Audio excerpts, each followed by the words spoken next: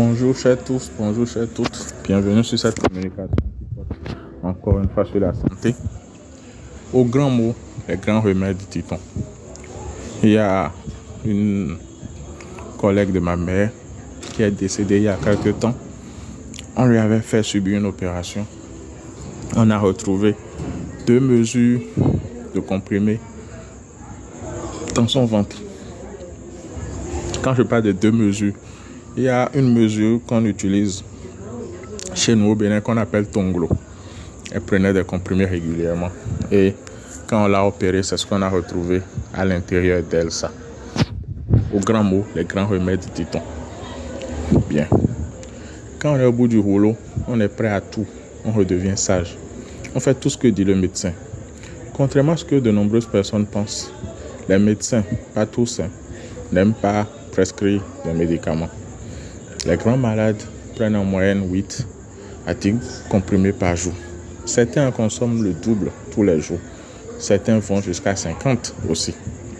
Je trouve ça insensé, mais on ne doit pas s'y soustraire, car chacun de ces médicaments joue un rôle. Et son arrêt risquerait de détériorer ou de déséquilibrer un état qui est déjà précaire. Par ailleurs, ce qu'on prend comme médicament n'est pas uniquement pour la santé physique. Il y a certains qui prennent des médicaments pour soigner l'insomnie. Il y a certains qui prennent ça pour soigner la constipation et les douleurs chroniques. Mais à mes yeux, ce sont des symptômes d'un déséquilibre qui se signale, qui pointe son nez. Et comme je le dis souvent en pensant à la constipation, quand le ventre va, tout va. Les problèmes de santé s'enchaînent comme des dominos. Ils sont tous liés. Les spécialistes font de leur mieux pour limiter les effets secondaires et les interférences. Mais c'est difficile car les effets bénéfiques des uns sont pas très bénéfiques pour les autres. Ils ne profitent pas à tous les malades car les terrains sont différents.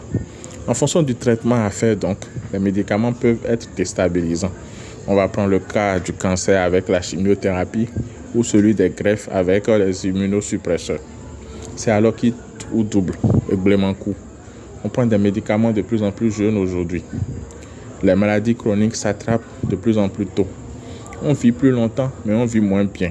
Les adolescents souffrent de diabète de type 2, alors qu'il fallait attendre la cinquantaine ou la soixantaine avant d'attraper cette maladie ou de la voir se déclarer. Plus la maladie apparaît tôt, plus il y a de complications avec le temps. Les troubles rénaux ou oculaires sont 2 affections qui